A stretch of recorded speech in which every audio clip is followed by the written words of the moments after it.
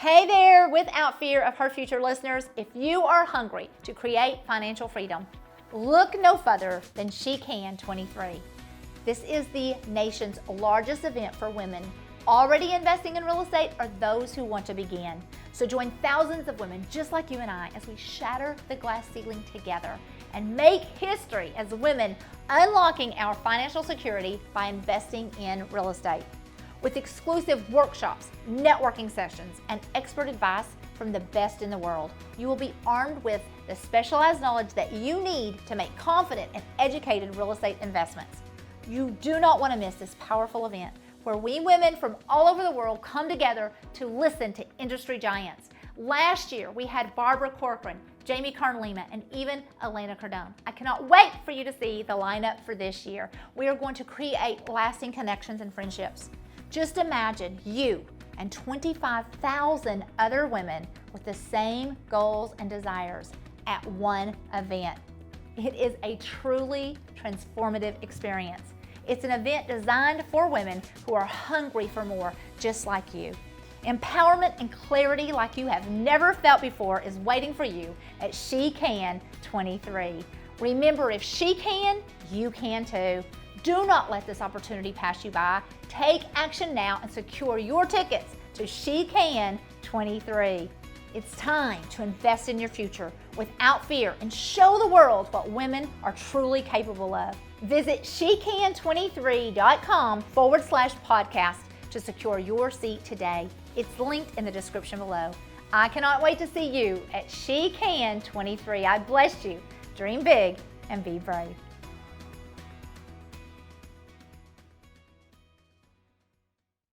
Like my life was chaos. And so by learning how to really time block, it just made me have a peace. And I'm like, okay, I have a schedule. This is my life. This is what I do. Right. And for me personally, it's just given me so much peace, and it does allow me to work in those things that I want to do around those things that I have to do.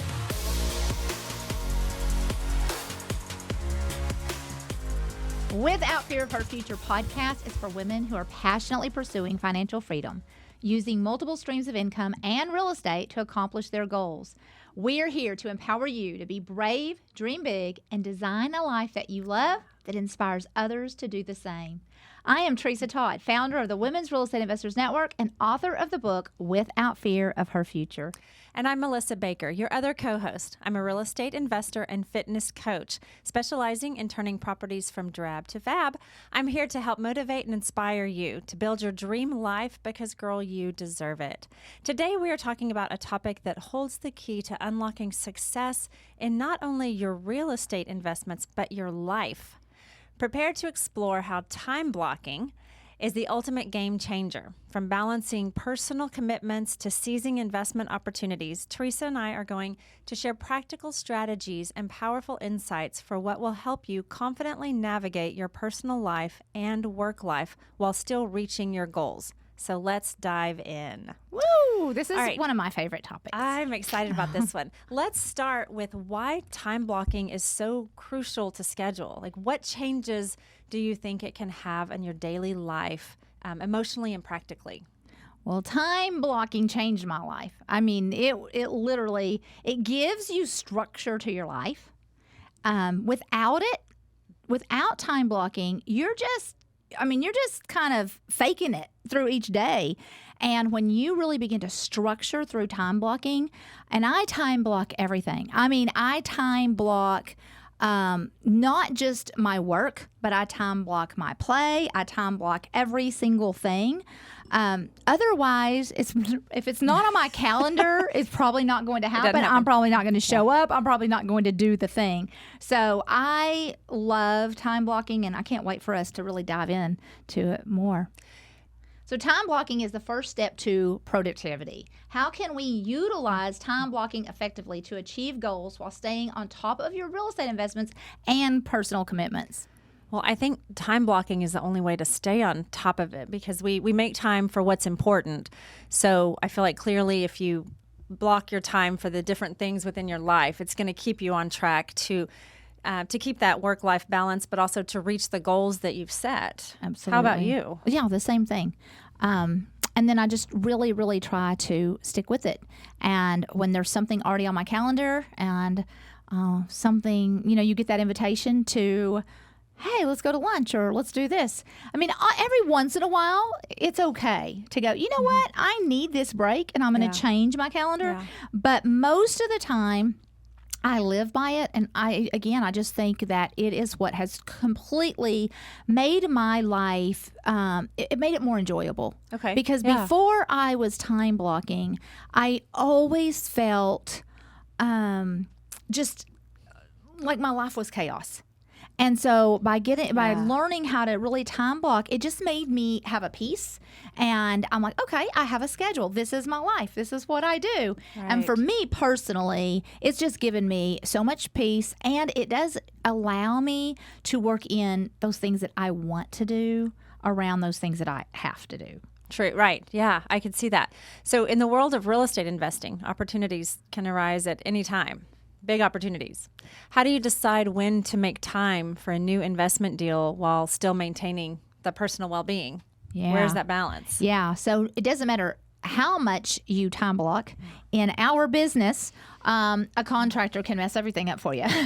You're supposed to meet him out there at 2, and you're thinking you're going to be there from 2 to 3. He doesn't actually show up until 2:45, or you find something that you weren't expecting. So there's always those things that's going. No matter how much you've time blocked, things are going to get in the way, or they're going to change, or something's going to take longer, or somebody doesn't show up, or all of those things. And that used to be one of the things, and I really just found victory over this very, very recently. When that would happen, immediately I would just begin to panic because I'm thinking of all the things that were next on my schedule, that this one thing is like really messing up. And so I had to make this mental shift that when that happens and it's out of my, I couldn't control it. What am I to just relax and say, okay, I have a couple of choices. I am going to either be late to everything else for the rest of the day, or I'm going to cancel the next thing and try to set everything. You just have to think it through without letting it completely throw you off your game. And for me, that was more mental than anything. And once, because I would just be so rattled and really even mad and frustrated. And so a couple of weeks ago, I just realized it. And I was like, okay, Tresa, this isn't the way you want to live your life. So there's just things that are going to happen. And so just making that mental shift of, okay, this thing happened. What am I going to do to get my schedule back on the best that I can and move on? It just helped me so much. So for our listeners, I want to just back up for a few minutes here, because until about 2 years ago, I didn't really know what time blocking was, and I didn't understand it. So can you just briefly, for our listeners maybe that are new to real estate investing especially, but even just new to figuring out how to make that balance with their personal life, building a business in the real estate industry, what is time blocking and how do they do it? Because I'm afraid that there's some people that might be listening that don't understand this, because I didn't know about it until just a couple years ago. Okay. Well, I feel like I'm a time block freak. And I literally love to sit down. I like to do this with pen and paper first before I ever put it on my schedule. But I sit down and I start, first of all, I would list out all the things that I need to do in just a regular day. And it starts out that I have a really morning routine. Okay. And so I start with that. And I know for me that most days, other than the weekends, but Monday through Friday, I am waking up at 6 a.m. Okay. And so my day starts at 6. And then I give myself 30 minutes. That's brushing the teeth and, drinking the water and just kind of getting settled. At 6:30, I sit down, and that's my prayer time. I journal, read the Bible, study. So I have an hour for that. As soon as that hour is over, I am going to the gym. Sometimes I flip-flop those, but and when I say go to the gym, for me right now, it's just straight up the stairs. And so I work out, and then I come down, and I begin to get ready for work. But at the same time I'm getting ready for work, while I'm doing hair and makeup, I am listening to podcasts. Yeah. I want to make the most of every minute that I have. And then I sit down usually and read for 20 to 30 minutes. And gather up my lunch and get ready to head out the door. So my day actually, like my work day, I walk out of the door most days at 10:30 in the morning.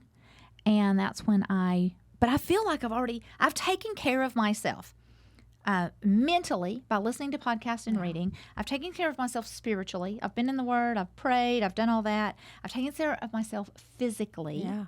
And I'm emotionally ready to go and face the day. And so that's how I time block in the morning. Because if it's not, if you don't make time for it, then you're just going to, I didn't have time to work out, or I didn't have time to have, my God time, which is, so important. Right. And then what is next? I mean, like for you and I, Melissa, on Wednesdays, or every other Wednesday for sure, we are recording podcasts. And what we try to do, either 3 or 4, and that's batching. That's what we call it. So instead of showing up every Wednesday and doing one, we try to show up a couple of times a month and, try to get out 3 or 4 at a time. And so that's batch scheduling. And then, so it just depends. On Mondays, I am creating YouTube videos. So all of that's in my calendar. On Tuesdays, for me, is office day. I am in my office all day Tuesday. I start by teaching a Bible study with my team, and then I have office hours so that if somebody needs me, they can come into my office and we can chat and talk about whatever we need to.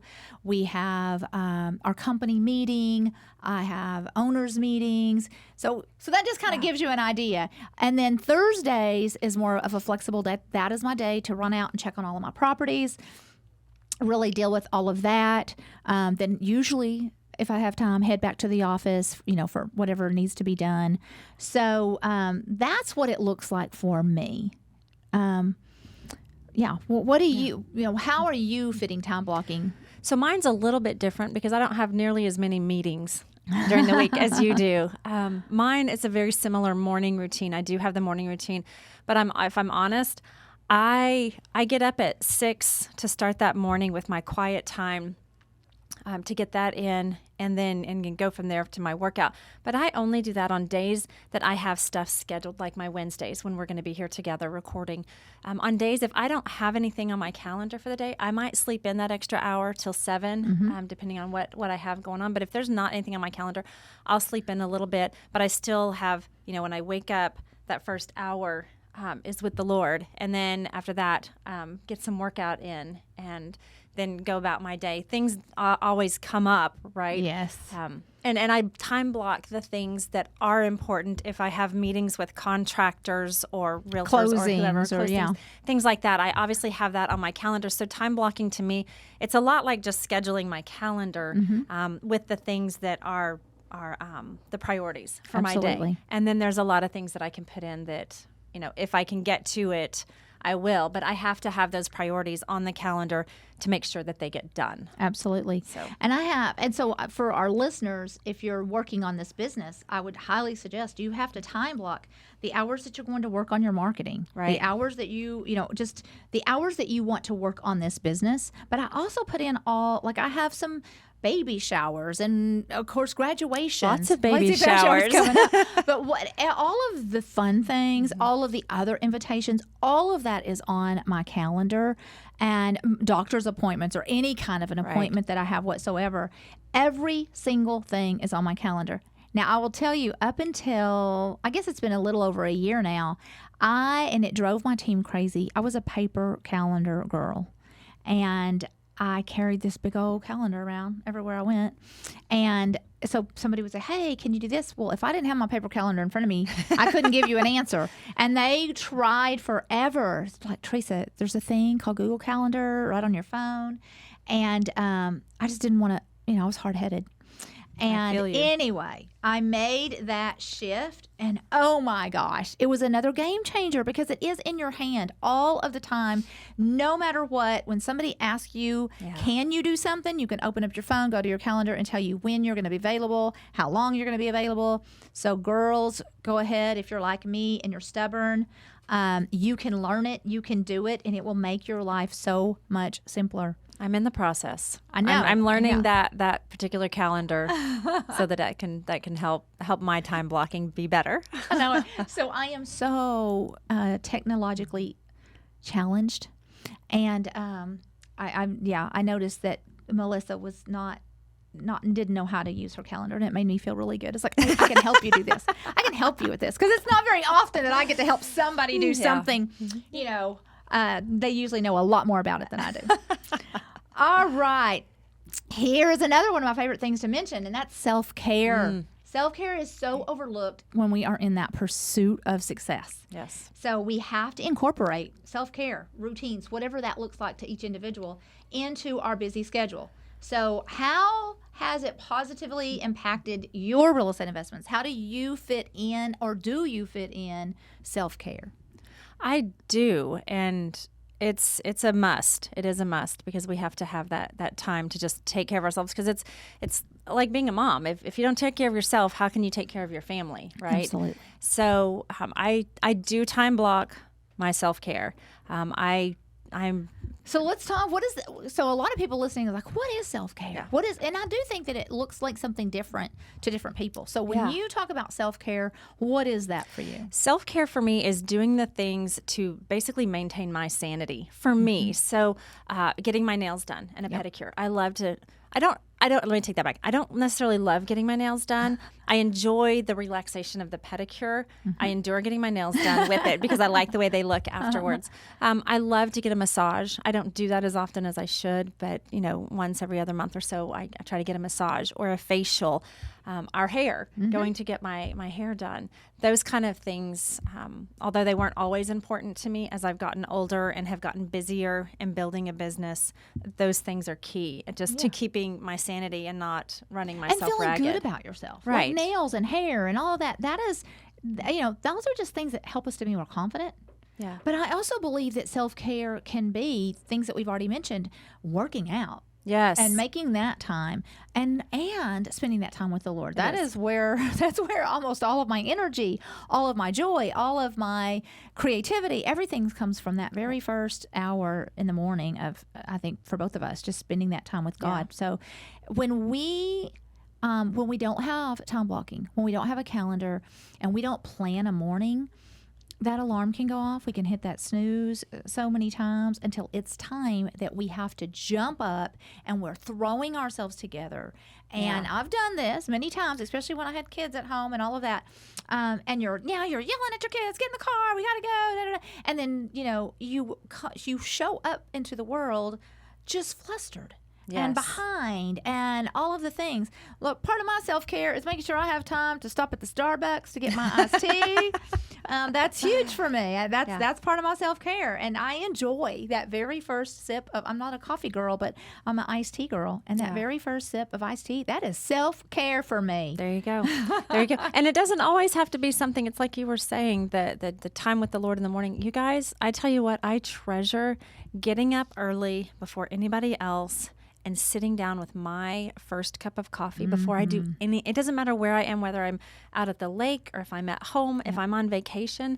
That first cup of coffee is just, it's not even something that wakes me up. It's something that I look forward to. Like when I go to bed at night, I look forward to getting up and just sitting quietly with that first cup of coffee. Yes. That's, to me, is self-care. So it doesn't even have to cost you anything. Yeah. And, if you don't hear anything else from this morning, if you are someone that does not have, that you're not getting up in the morning, and it doesn't even have to be what we just talked about, a 2 or 3 hour routine, but if you'll just give yourself an extra 30 minutes where you can just sit down and think and have gratitude. I love to open up my back porch and go sit on that for a few minutes and just look out and have a heart of gratitude and how thankful we are. Hey, we're healthy. We've got a job or a business or whatever. So it's just so important. If you're just one of those that are sleeping till the last possible minute, you're doing yourself such a disservice. You have no idea how your day can change, and then that turns into a week, and then that your life changes by just a few good habits. I do find on the mornings that I have not time blocked, if I sleep in, and this was kind of a work in progress when I first started time blocking, that if I took advantage of that sleeping in or that snooze button, I would continue to snooze a little bit, get up when I was ready, and then my day would get away from me because before I had time to have my quiet time or go work out, a phone call would come in, a contractor would need something, or I'd need to do this or do that, and then the day gets going without you. And that is, so I try to set my alarm and get up, whether it's sleeping in that extra hour or getting up, because you're right. If you don't do that schedule, that time blocking, then you're not nearly as productive. Yes. And I believe your confidence level is different too. Whenever I have done all of these things in the morning, when I go out, I feel like I'm ready to face the world. And even if it does throw something at me that I wasn't expecting, it doesn't completely knock me off my game. If I'm already running late, I hit the snooze, I'm feeling flustered, I didn't have time to really do my hair and feel good about that, and now something happens, now I'm really just thrown off my game. So let's talk about that. When you do have your day is time blocked, like yours is, where you are a lot of times back to back with things, and something comes up, an emergent situation with one of your properties or something with the family that's important that can't necessarily be pushed aside. How do you handle that when those unexpected situations come up, and how does that affect, your goals for that day and your well-being?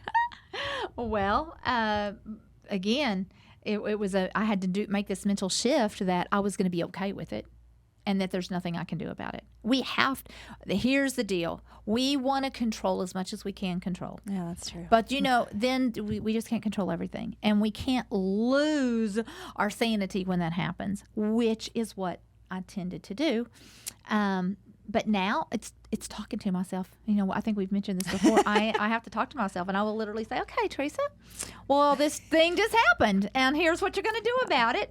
And I literally will talk out loud, and I pick up my calendar, and I start looking at it, and I see, what am I going to shift? What am I going to change? What am I going to do? Make the pertinent phone calls or whatever that I need to, and then just reset my mindset and be okay with it.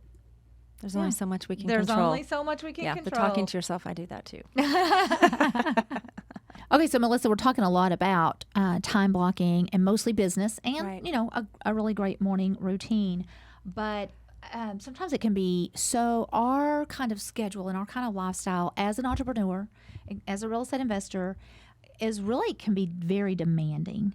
Right. And so if we want to also incorporate fun, incorporate something that's enjoyable, first of all, share with us, what is a downtime for you? What does that look like? And how do you incorporate that into your schedule?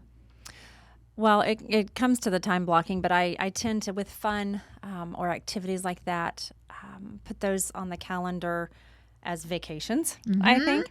I plan things. I try to plan ahead as much as I can, and I'm more of a spontaneous girl. So by planning ahead, I mean a week or two.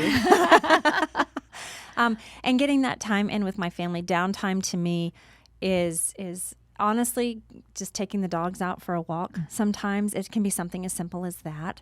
And then the vacations, I take my girls on a girls trip every summer, just 4 or 5 days away, just the 3 of us, which is really great.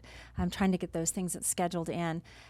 Other fun time, I definitely put it in between the priorities, because although fun time and that downtime needs to happen, there's going to be weeks where there's not a lot of it because things are so busy. Yes. But I know that coming the weekend or the following week, we're really going to schedule some time to just, have some time with my husband. We're date empty. Night. We're new empty nesters. Yeah. So, we're learning that new, phase of life.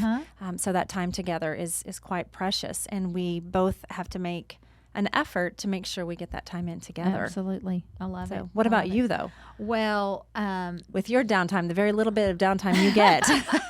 No, but I cherish it. And, we just came off of, a 3-day holiday. I actually had 4 days. And I will tell you, because I'm a goer and I'm a doer. And I really enjoy that. Yeah. And so I typically, if I'm off on the weekends, which I usually am for most part, I am thinking, okay, I'm going to go shopping, or, I fill it up with something. And I enjoy doing those things. But for this past little few days that I had off, I'd come off of a big vacation where you don't think you need a vacation from a vacation, but when you travel out of the country, I was just exhausted. And I literally took 4 days and I had nothing on my schedule. I think I had 2 Zoom calls in that 4 days that I had to get on. And other than that, I did absolutely nothing. I stayed at home. I just stayed in my pajamas one full day. I would get dressed to drive to the Starbucks and get my tea. I think I did that twice. But I don't do that very often. I don't feel like I need it very often. Right. But this time, it was so needed. Took a nap, read some great books, sat outside, and I could not believe it. When I got in my car to go to work on Tuesday after all of that, I just felt so good. Even today when I woke up, I feel like I have a new lease on life. Nice. Yeah. And so sometimes we just have to recognize when that is important. Yeah. It can just give you a new energy. And because we can let ourselves, and I am, and I've raised a bunch of, all my family are the same way. We are just go, go, go, go, go, go. And somebody has to remind us, hey, why don't you just stay at home today? Okay, I have a question for you. Okay. Procrastination can really hinder our progress in almost everything. So how do you stay motivated and disciplined to avoid Procrastination. Thank you. And really make the most I of your feel time. like you're calling me out here. I do. I tend to be a procrastinator, but now what was it someone told me once? I don't call myself a procrastinator. I can't remember what they said. I tend to procrastinate, but I don't know. Anyway, I do procrastinate on things, or I used to, and I try not to now, but that's why the time blocking, if I have it on the calendar, if it's right there, I know it has to get done. And whether I do it now or whether I do it 10 minutes from now or later this evening, I'm going to have the same feeling about doing that activity. So I might as well just get it over with. Usually we procrastinate things that give us a negative emotion. Yep. That's what I've learned. And so instead of putting it off, if we just bite the bullet and do it. Yes. So I time block. I especially put things on the calendar that I know I'm not going to want to do, because if it's on there, it's going to get done. Yes. Mel Robbins I heard this on one of her podcasts. The things that she says is, do the things that you hate the most first. Get those out of the way. Yeah. And I know that for me, sometimes I will dread something. I just keep procrastinating, pushing it back, because you think it's going to be so time consuming, or it's going to be such a big thing. And you finally open that email because you're like, okay, I'm going to do this now, or for me, it's, writing a newsletter. I don't know why I'll always put that off. Then I go to do it and the newsletter is written in 10 minutes and it's over with. And I'm like, oh my gosh, why did I put that off for so long? So many times we have something built up in our head. That's going to, that we're dreading, and it's typically not as bad as we think it's going to be. Exactly. That's but very just get true. it done. Get it done first. Quit putting it off. But we're preaching to each other. We are. That's why it's important to put those things on your calendar, especially the things you don't want to do. Absolutely. To get them done. Yeah. How do you differentiate between tasks that require immediate attention and those that can be scheduled a little bit later, allowing you to, take into account your personal time? Yeah. So I spend a lot of time what I call putting fires out. Those are the things that which can ruin a schedule. Yeah. You get that phone call or you get that email or that text message and you got to stop what you're doing to handle something else. But I think that as we get more stable in our time blocking, and we have to really be married to that, and all of our people have to know that we're married to that. For me, it's my team, my family. And because when I first started, they were used to mom just being available, whenever. And so now I'll say, oh, I'm sorry. I've got this thing. And no, I can't be there before 11. And they, people used to bucket, but once you just stay married to that and you just like, that's just your answer, then they're like, well, okay. And so now they're like, hey, when can you do this? Right. And so I do think it's not only training ourselves, but training the people that are used to us always just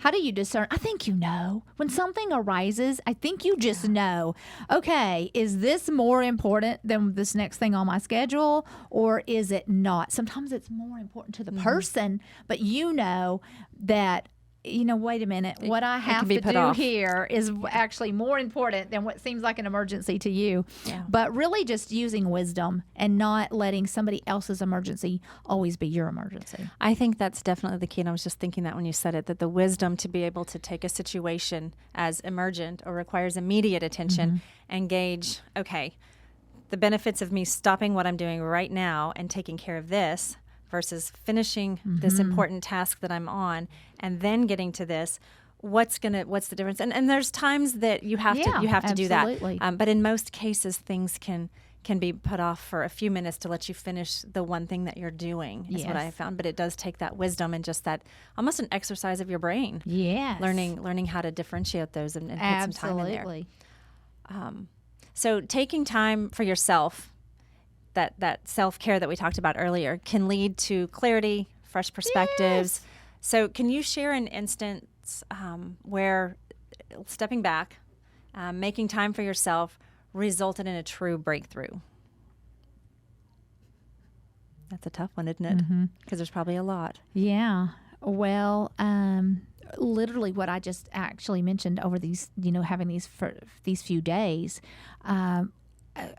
the breakthrough would just be my emotional and mental state that I had no idea. I didn't even, if you would have asked me if I was under stress, I think would have said no.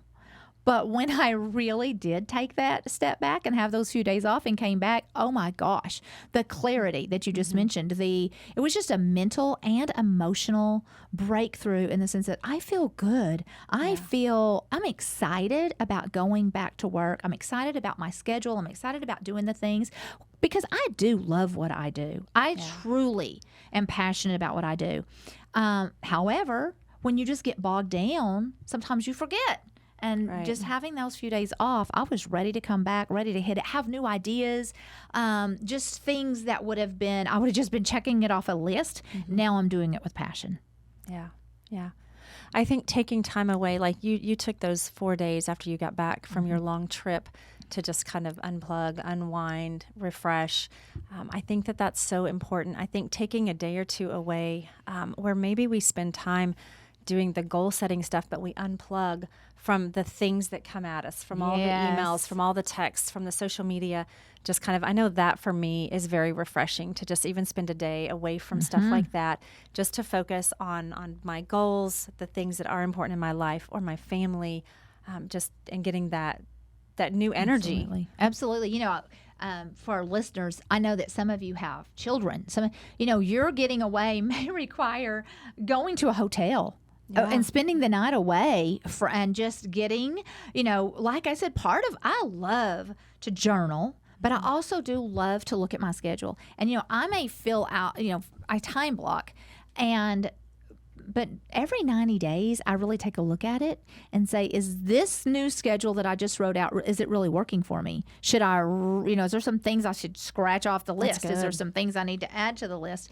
And you really need time to look at it. Don't just keep doing something because it was on your schedule if it's not working for you. Right. And I've done that. And so I have learned to, if there's something that I find myself dreading all the time, then I have to ask myself, okay, why am I dreading this?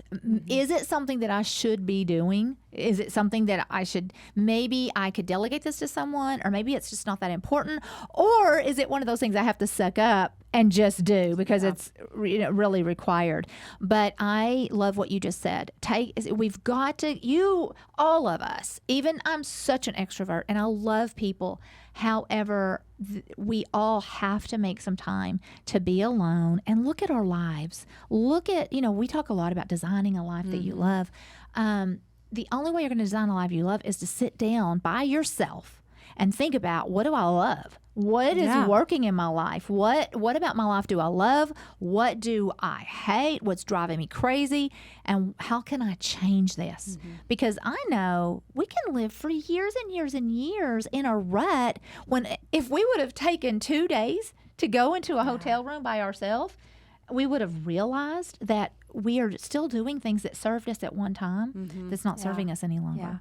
I feel like, ladies, it's totally about being intentional with your time and with your schedule.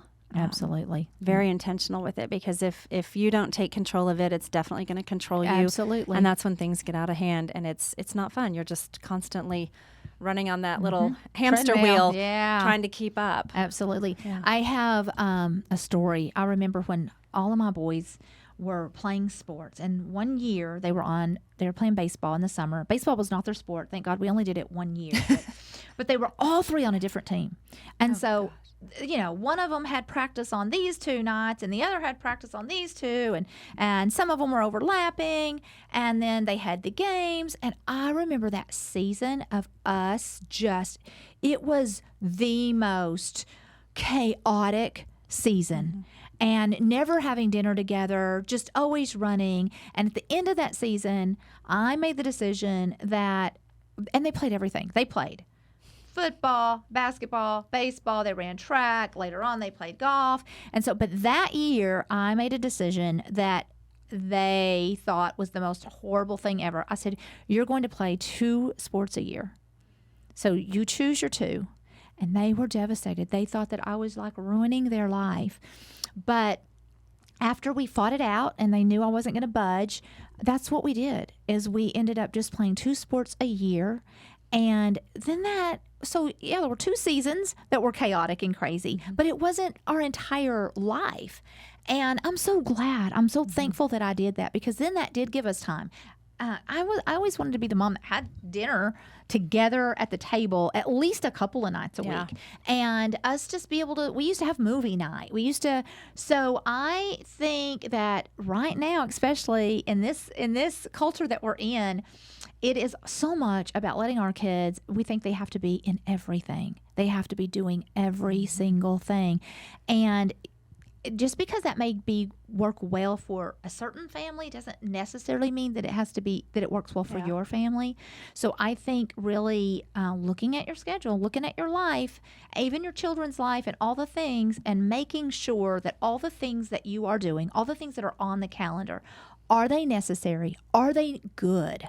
They may be something that's enjoyable, but just overall looking at, is this what needs to be happening in your life right now?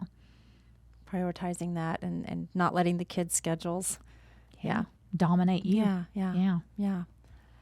Well, and the fear of missing out can be, Yes. Nobody wants to miss out on any of the fun. So we really have to learn how to resist the pressure to constantly be available, and whether it's us or our kids, we have to learn to say no to things that we don't want to say no to. Do you find, how do you deal with that? I do.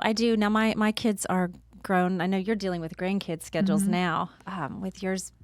But my kids, we had to do the same. But I never had to put my foot down, because my girls were really only involved in one thing each. That's awesome. But it kept them busy. And as a single mom, I was busy, especially before they were driving, right? Going here and there and all the different places, getting them where they needed to be. And it can definitely be hard. And I think that when it comes to time blocking and your work schedule and your private life and your family, to put those things on the calendar and not feel guilty when maybe there's a lot of women on here who have little ones at home that they don't have a lot of time to put into building a business right now. Right. And that's okay. You don't have to do this full time, but you do have to work it. You have to make time for marketing. You have to make time to do your lists, to do the things that move you forward, even if it's small, just a little bit of time, a couple hours a day. Yes. Can make a big difference, those small things, and they'll add up. But you don't want to miss out on the things with your kids either, because, you don't get those years back. That's exactly right. Well, something that we talk a lot about is that we're all in a different season of life. Yes.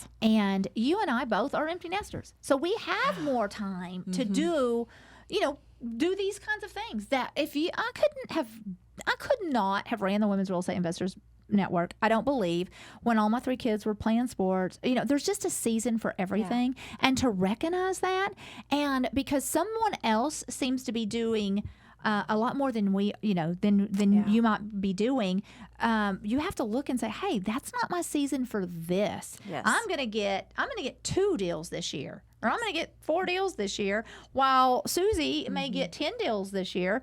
But I've also got these other things, and that's okay. Yeah. We're not in a comparison.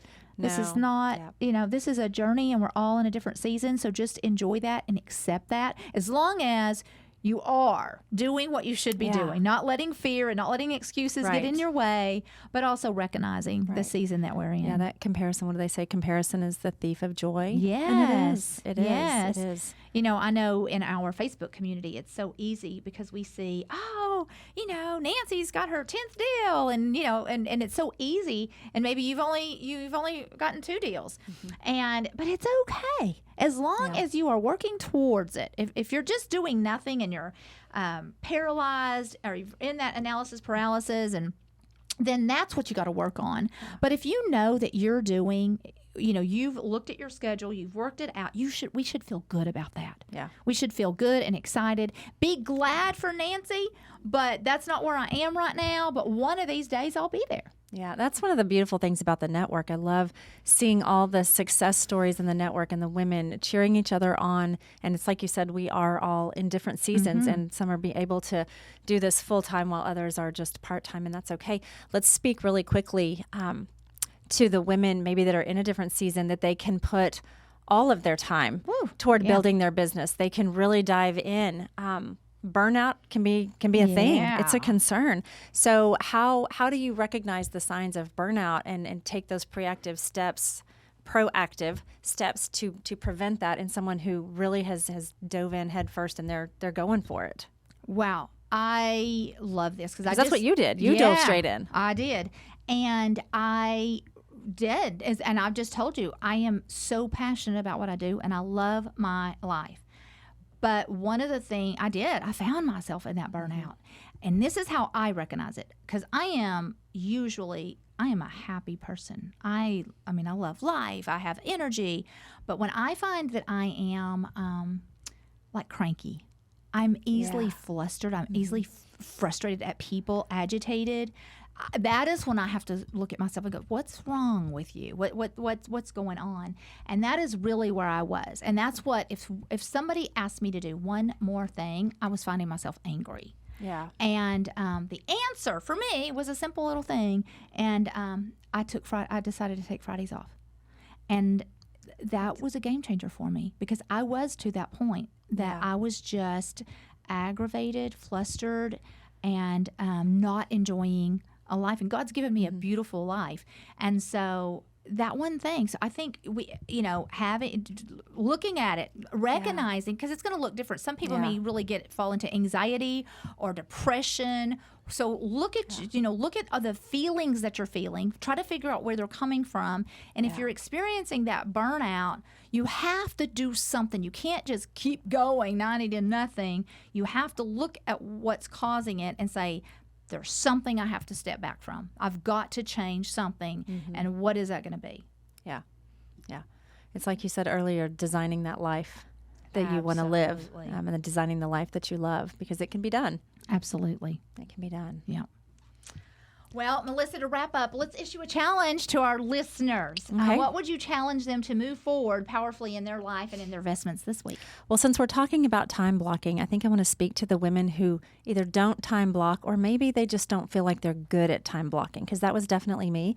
And I would say start with something small. Start with your morning routine. Time block that and get used to that, and then start time blocking your meetings. Start time blocking your marketing, the things that you have to do for your business. But this week, just start that time blocking in the morning. What do you want your morning to look like when you wake up, when you get out of bed, whether you have kids that you have to take care of, or you get to go straight into a quiet time or a workout or start working, whatever that looks like for you, start that time blocking and see how it goes this week, and just get into that habit, because it is a habit. Yes, it is. Love it. Love it. Love it. Love it. Okay, well, let's talk about something truly important. All right. Okay. I am talking to every single one of you listening. What do you do if I told you that you were invited to the largest event for women investing in real estate in the nation? Women already investing, or just thinking about investing. Well, just imagine what doors would open for you. All the opportunities that would be created. SheCan 23 is your key to unlocking the secure, fulfilling future you've always desired. The things that we've just been talking about today is because of the door was open to us about real estate investing. Yes. And SheCan 23 is not just an event, it is a launch pad towards financial independence for women everywhere, all over the nation. So don't miss this opportunity to attend the largest event for women investing or thinking about investing, want to learn about investing in real estate, largest event in the nation. Yes. SheCan 23 is a live 3-day virtual event, limited tickets, so secure your spot at shecan23.com/podcast today. You do not want to miss this. Thank you so much for joining us. On behalf of the Women's Real Estate Investors Network and Teresa Todd, I'm Melissa Baker, encouraging you to be brave and dream big.